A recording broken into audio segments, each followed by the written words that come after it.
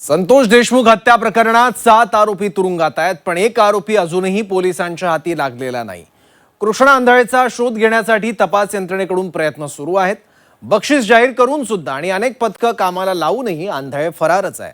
आता कृष्णा आंधळे नेमका कुठे आहे पाहूयात। यंत्रणेला आव्हान देणाऱ्या या फरार आरोपी संदर्भातला खास रिपोर्ट।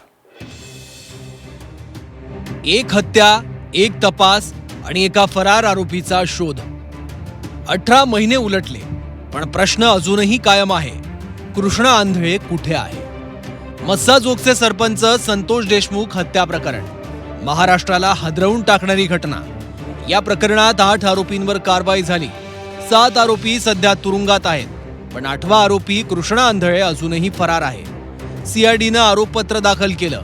वाल्मिक कराडसह 7 आरोपी गजाआड झाले।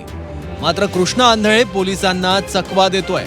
त्याच्यावर 1 लाख रुपयांचं बक्षीस जाहीर करण्यात आलंय। महाराष्ट्रासह शेजारील राज्यांमध्येही शोध सुरू आहे। पोलिसांची अनेक पथकं काम करतायत। मोबाईल तपासले गेले, बँक खात्यांची माहिती घेण्यात आली, नातेवाईकांकडे चौकशी झाली, पण आंधळेचा ठाव ठिकाणा अद्याप लागलेला नाही। मग प्रश्न आहे, कृष्णा आंधळे नेमका गायब कुठे झाला? तो देशाबाहेर गेला आहे का, की कुणाच्या आश्रयाला लपून बसलाय? याचं उत्तर अजूनही गुलदस्त्यात आहे। एका आरोपीचा दीर्घकाळ शोध न लागणं हा तपास यंत्रणेसमोरचा मोठा प्रश्न बनलाय। देशमुख कुटुंबियांनी यावर सवाल उपस्थित केले आहेत। घटनेतील महत्त्वाची माहिती कृष्णा आंधळेकडे असू शकते। त्याचा जबाब आणि साक्ष या खटल्यासाठी महत्त्वाची ठरू शकते। प्रेस घेणं अपेक्षित आहे माझ्यासाठी, आपल्या सगळ्यांसाठी, जेणेकरून याच्यात काय तपास केलेला आहे। आणि सीआयडीने एक वेळेस बक्षीस जाहीर केलेलं आहे, आपल्या बीड पोलिसनी बक्षीस जाहीर केलेलं आहे, परंतु तो आरोपी सापडत नाही। यावर गांभीर्याने घेऊन याचा पाठपुरावा कुठपर्यंत केलाय आणि आरोपी कुठपर्यंत म्हणजे कधी शोधल याचं खरं तर सगळ्यासमोर हे बातमी आली पाहिजे। फरार झाल्यावर कृष्णा आंधळे सोशल मीडियावरही सक्रिय नाही। त्याचे फोटो प्रसिद्ध करून सुद्धा माहिती मिळालेली नाही। आंधळेला कुणाचा राजकीय वरदहस्त आहे का, असे आरोप विरोधकांकडून केले जात आहेत।